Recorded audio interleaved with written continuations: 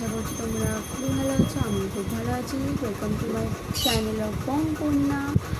R this is me Sukanya.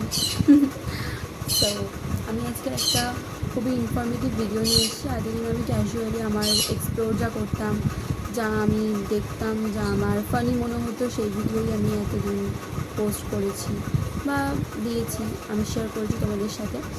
কিন্তু আজকে আমি খুব একটা ইম্পর্টেন্ট ভিডিও দেবো। আমি একজন এইচএস ক্যান্ডিডেট, মানে আমার এইচএস কমপ্লিট হয়ে গেছে, কিন্তু আমি সেমিস্টার ওয়াইজ দিয়েছি। কিছুদিন আগে পরীক্ষা শেষ, কিছুদিন আগে না, অনেকটাই মাস হয়ে গেল পরীক্ষাটা শেষ হলো। তো সেই রিলেটেড আমি কিছু ভিডিও করবো, বা তুমি ক্লাস 10th পর কোনটা নিতে চাও, বা আর্টস, সায়েন্স, কমার্স কোনটা নিলে তোমার ভালো হয়, এই রিলেটেড ভিডিও আমি বানাবো। আর কোনো সিরিয়াসনেস ছিল না, আমি জানি না, আমি সিরিয়াস ছিলাম, অবশ্যই সিরিয়াস ছিলাম। খুব ভালো একটা স্টুডেন্ট আমি বলবো না, আমি মিডিওকার স্টুডেন্টই ছিলাম ছোটো থেকে বলতে ছোটোবেলা থেকে 10 সবাই পেয়েছে, 8 থেকে বেশি সবাই পেয়েছে। তো সেটা নিয়ে বলছি না। তারপরে তো আমি যখন ক্লাস 5 কি 6 পড়ি, এরকম টাইমে লকডাউন এসে যায়। তো লকডাউনে আমি পড়তে পারিনি, তখন কোভিড চলছে যেহেতু, প্যান্ডেমিক। তো আমি একেবারে পড়েছিলাম মনে হয় 7th, আমার মনে হচ্ছে আমার লকডাউনটা হয়েছিল, আই থিঙ্ক 5-6 আমি পড়েছি, 7th লকডাউন হয়েছিল।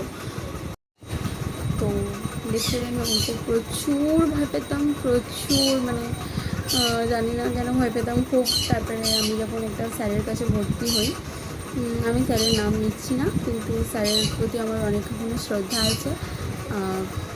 তো স্যারের কাছে ভর্তি হই। তো আমি জানি না, স্যারের প্র্যাকটিস, স্যারের শেখানো, আমার নিজেরও কিছুটা চেষ্টা ছিল, কারণ আমি এতদিন যে বকাটা খেয়েছি অঙ্ক নিয়ে, আমি চাইনি। আমি পরবর্তীকালে আমি একটু সিরিয়াস হয়ে গেছিলাম অ্যাকচুয়ালি, যে না, আমাকে এবার অঙ্কটা ঠিক করতেই হবে, সবাই তো এত ভালো ভালো নাম্বার পায়, আমি কেন পাইনি। কোনো কিছু আসলে চেষ্টা করলে তুমি পাবে না, এমন কিছু নয়। তো তারপর থেকে আমি অঙ্কে 40-40 পেয়ে স্যারের কাছে ভর্তি হওয়ার পর থেকে খুবই মানে practice is main. I think প্র্যাকটিসটা খুবই নিট, মানে অঙ্কের ক্ষেত্রে আমি বলছি। আর অঙ্ক তো সব জিনিসেই আছে, এখন অঙ্ক ছাড়া দুনিয়া চলে না। তো অঙ্ক সব জিনিসেই আছে।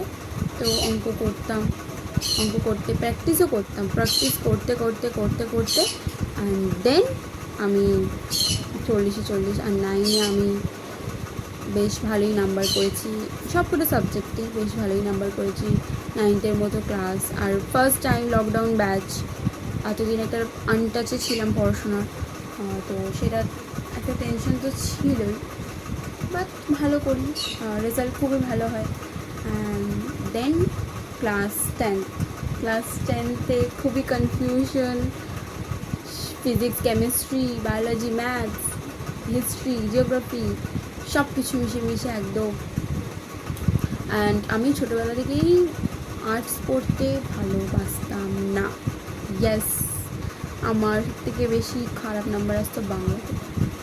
ইয়েস, বাংলা আমার মাতৃভাষা। আমার বলতে খুবই লজ্জা করছে, আমি হাসছি, বাট আমি বাংলায় সত্যি খুব খারাপ ছিল। মানে ক্লাস 10th অব্দি তো আমি জানি, 11-এ পেয়ে গেছি সেমেস্টার, তাই ক্লাস 10th আমি বাংলায় খুবই খারাপ ছিলাম, আমি বাংলায় খুব খারাপ নাম্বার নিয়ে আসতাম। প্লাস জিওগ্রাফিতেও সেই একই জিনিস, তাও জিওগ্রাফিতে অত খারাপ আসতো না, মিডিওকারি আসতো, মানে 60-50-এর মধ্যেই এরকম থাকতো না, 70ও পেয়েছি এরকম মনে আছে। তো সেইভাবে দেখতে গেলে যে আমি কি মানে করতে চেয়েছি, যে আমি সেইভাবে দেখতে গেলে ক্লাস 10তেও মিডিওকার স্টুডেন্টই ছিল। তো মিডিওকার স্টুডেন্ট বলতে মোটামুটি, মানে খুব ভালো এমনও না, আবার খারাপ এরকমও না, মিডিওকারই স্টুডেন্ট, ওরকমই ছিলাম। তো দেন আমি ক্লাস 10 পাস করি, মোটামুটি নাম্বার হয়, সেটা আমি বলছি না, যাই হোক, জানলেন নিজের নাম্বার কী করে, সময় হলে একদিন বলবো, তোমরা যেদিন চাইবে সেদিন আমি দেখাবো। বাট তারপরে আমি ক্লাস 11-এ যখন উঠি, তখন আমার মধ্যে কনফিউশন ক্রিয়েট হয়। কী নিয়ে পড়ব, এক্স্যাক্ট কী নিয়ে পড়লে ভালো হয়, আমি এতটাই কনফিউশন। আমার সব বন্ধুরা ঠিকই করে নিয়েছে, তারা সায়েন্স, তারা আর্টস, তারা কমার্স, এরকম কিছু একটা ফিল্ডে যাবে, বাট আমার মধ্যে কনফিউশনই কনফিউশন, আমি কী নিয়ে পড়বো। বাট আমি যখন ক্লাস 10-এ ছিলাম, আমার ম্যাথস টিচার আমাকে বলেছিল যে তুমি কমার্স নাও। তো আমি ভেবেছিলাম কমার্স, সেটা আবার কি, আমার কোনো ধারণা ছিল না। উনি যখন ফার্স্ট টাইম আমাকে বলেন কমার্স, কিন্তু কমার্সটা কী, কমার্সটা কী নিয়ে পড়ে, আমি তো একদিন সায়েন্স আর আর্টস জানতাম। তারপরে উনি আমাকে বোঝালেন যে কমার্সটা কী নিয়ে হলো। তো দেন আমি যখন 10th-এ রেজিস্ট্রেশন, মানে 11-এর রেজিস্ট্রেশন বা ভর্তি ফর্ম আছে, আমার নাম্বার দেখে আমার ম্যামরা বলছে তুমি বায়ো সায়েন্স নিয়ে। তো আমিও উঠে পড়ে বলি যে হ্যাঁ বায়ো সায়েন্স নিই, বায়ো সায়েন্স নিই। হ্যাঁ ঠিক বলেছি, ঠিক এই বায়ো সায়েন্সটাই নিতে হবে। তো আমার মা বলে ঠিক আছে নিয়ে নেব। তারপরে আমি বাইরে বেরিয়েছি, বলছি না বায়ো সায়েন্স আমি নেবো না, আমার দ্বারা ওটা হবে না, কারণ আমার অনেক প্রবলেম আছে, ফাইন্যান্সিয়ালি বলো, মেন্টালি বলো, অনেক রকম প্রবলেম আছে। তো তারপরে আমার মাথায় ক্ল্যাক করলো যে বায়ো সায়েন্স অনেক হাই হয়ে যাবে, বা সায়েন্সটাই বলো অনেক হাই হয়ে যাবে, আর আর্টস খুব লোয়ার হয়ে যাবে। তার থেকে আমি একটা বেস্ট ডিসিশন কমার্স নিলাম, এবং জীবনে নিয়েও নিলাম কমার্স। তো কমার্স নেওয়ার পর জীবনটা কিরম সেটা আর বললাম না। এবারে আমি আসছি আমার মেন পয়েন্টে। তো ওটা হলো যে কমার্স কীরকম। আমি কমার্স নিয়েছি, তো আমি সেটা গাইড করব। আমি গাইড একদমই না, গাইডেন্স আমি বলছি না, আমি বলছি আমার এক্সপিরিয়েন্সটা কীরকম। যারা যারা কমার্স নেবে বা নিয়েছো, তাদের জানাটা দরকার যে কমার্সে প্রচুর প্র্যাকটিস লাগে, প্রচুর বোঝার বিষয় আছে, কোনটা ডেবিট, কোনটা ক্রেডিট, কোনটা লায়াবিলিটি, কোনটা assets, golden rule obviously. And এখনকার যুগে কমার্সটা সব জায়গায় আছে। আমার মনে হয়, আমার পার্সোনালি মনে হয় কমার্সটা সব জায়গায় প্রচণ্ড ভ্যারি করে। যে কমার্স নিয়ে কী করবে এরকম কিন্তু কখনো ভাবতে হবে না, যে কী করবে, কী করাটা দরকার। আমি এমনও দেখেছি যে যারা সায়েন্স নিয়েছে তারা বেশি কামাচ্ছে, তা কিন্তু নয়, কমার্সও সমান তালে কামাচ্ছে। আমি এটা বলবো না যে আর্টসও কামাচ্ছে না, আর্টসও কিন্তু কামাচ্ছে, কেউ বেশি কেউ কম। তো তো অনেকে এটা মনে করে যে কমার্স নিলে কত টাকা আর্ন করবে, বেশি হলে খুব জোর হলে 20-25, হ্যাঁ 20-25 আর্ন করা যায়, তার সাথে 40-60-80 অত্যাধিক আর্ন করা যায়। ইয়েস, তো এটা ভুল ধারণা যে সায়েন্স নিয়ে ডাক্তার, ইঞ্জিনিয়ার হলে বা সব কিছু হলে যে একদম ভালো, আর কমার্সে ইনকাম নেই, এটা কিন্তু খুবই খারাপ ব্যাপার।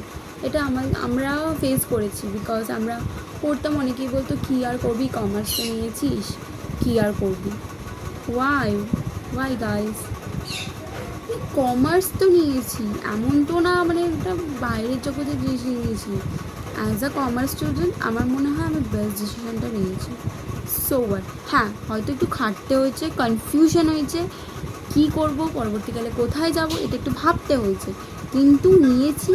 তো কি হয়েছে, ওভারকাম তো করেছি, তাহলেই আবার কি। তো তোমরাও ওভারকাম করতে পারবে। এবার এসে ওভারঅলে আমি কমার্সের কথা, কমার্স যারা নেবে তারা একটু ভেবে চিন্তে নিও, যাদের ধৈর্য আছে, যারা জিনিসটা বুঝতে পারলে কমার্স প্রচণ্ড সহজ, মানে প্রচণ্ড সহজ। আর যদি বুঝতে না পারো একটু তো কঠিন লাগবে। দেখো কোনো কিছুই কিন্তু এমন না যে খুব সহজে আসে না কোনো কিছু। আমিও খুব কষ্ট ফেস করেছি, খুবই কষ্ট ফেস করেছি। আমার ডিস্ট্রাকশন তো প্রচুর হয়েছে। আমি হয়তো পড়তাম, আমি ক্লাস 11 বলো 12 বলো পড়তাম, বাট কনফিউশন প্রচুর ছিল, প্রচুর কনফিউশন ছিল, তার সত্ত্বেও ওভারকাম করে আমি জিতে গেছি। তোমরাও পারবে, তোমরা নিজেদের ওপর ভরসাটা রাখো, কমার্স খুব ভালো। তো এবারে আমি কমার্স কীরকম বলছি। কমার্স ঠিক অনেকে ম্যাথস নেয়, তাদের কিন্তু খুব প্রবলেম হয়। আমি জানি না, আমি ম্যাথস নিইনি বাবা। আমি কিন্তু ম্যাথসটা কিন্তু খুব প্রয়োজন। আমি ভুল করেছিলাম, আমি জানি না কেন আমি ম্যাথস নিইনি। আমার ম্যাথস নেওয়াটা উচিত ছিল। আমি এখন ভাবছি, যখন ক্লাস 12 পাস করে বেরিয়ে গেছে, আমি ভাবছি ম্যাথসটা নিলে ভালো হতো, তাহলে একটা বেটার ক্যারিয়ার অপরচুনিটি পেতাম। তো ম্যাথস নিলেও ভালো, উইদাউট ম্যাথসও হয়ে যায়। তো নন কমার্স অনেক ফিল্ড আছে। তো কমার্স অনেকগুলো চ্যাপ্টার, যেমন আমি কিছু চ্যাপ্টারের নাম বলছি: depreciation, rectification errors, journal entries, তারপরে লেজার, ফাইনাল অ্যাকাউন্ট, মানে অনেক কিছুই আছে, অনেক কিছু, ইনকাম অফ স্টেটমেন্ট, এত কিছু চ্যাপ্টার। সত্যি খুবই ভালো। বিআরএস, এত কিছু চ্যাপ্টার সত্যি খুবই ভালো, বাট বুঝতে পারলে অনেক কিছু। এখানে একটু টাকার হিসাব, এখন আমরা তো যেহেতু ক্যালকুলেটারে পরীক্ষা দিইনি, নন ক্যালকুলেটার এটাতে আছেই। প্লাস আবার কি না, একটা যে প্রবলেম, যারা ক্যালকুলেটার ছিল তারা একটু সুবিধা পাবে, আমরা ক্যালকুলেটার ছিল না, আমাদের একটু সুবিধা নেই। ওই দিক থেকে কমার্সের এই দিকটা খুবই খারাপ, যে ক্যালকুলেটারটা আমাদের দেওয়া হচ্ছে না। সেখানে আমাদের লক্ষ আমাদের ইভেন এইচএসেও আমাদের ক্যালকুলেটার দেওয়া হয়নি, তার জন্য আমরা অনেক প্রবলেম ফেস করেছি। অনেকের খাতা কেড়ে নিয়েছে, ইভেন আমিও অর্ধেক অঙ্ক করতে পারিনি, বিকজ এত রাখার হিসাব কী করে করবো? এটা সম্ভব নয় একটা স্টুডেন্টের জন্য অন্তত। তো যাই হোক, কষ্ট সৃষ্ট করে যাই করেছি, যতটুকু করেছি ততটুকু আমার ভাগ্য। আমি বাকি ছেড়ে দিলাম। জানি না কি নাম্বার পাবো, অবশ্যই শেয়ার করবো। তোমরা যদি জানতে চাও তো আমি অবশ্যই শেয়ার করবো। তো এইটুকুই ব্যাস। আর কমার্সে জার্নাল এন্ট্রি, লেজার, সব থেকে ফাইনাল অ্যাকাউন্ট মানে মেলানো আর ট্রায়াল ব্যালেন্স মেলানো খুবই মানে একটা কঠিন।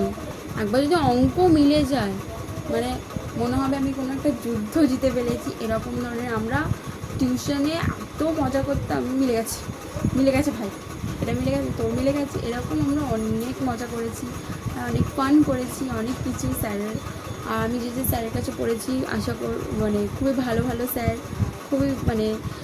খুবই বোঝার স্যার, খুবই স্টুডেন্টদের কনসিডার করে, এরকম স্যারের কাছে পড়েছি। তোমরা যদি কেউ নাম্বার চাও অবশ্যই আমি দেবো, অবশ্যই আমি কথা বলিয়ে দেবো। তোমরা যদি কেউ কমার্স নিয়ে থাকো, পড়তে চাও, আমি অবশ্যই নাম্বার দিয়ে দেবো।